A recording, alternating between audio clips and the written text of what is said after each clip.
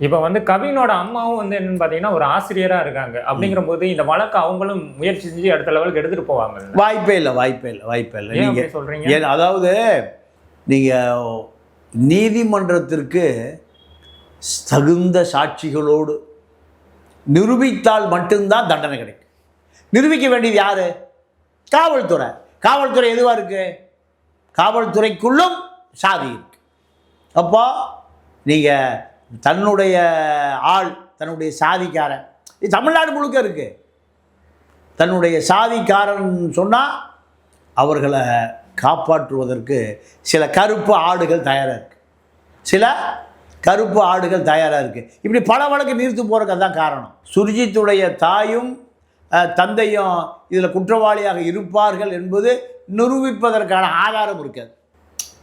பையன் குற்றவாளி, பையனை தூண்டினார்கள், அம்மாவும் அப்பாவும் தூண்டினாங்கிறத நிரூபிக்க முடியாது.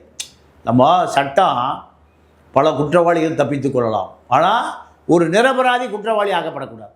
இதுதான் நம்ம ஐபிசி, இந்தியன் பீனல் கோட் சட்டம்.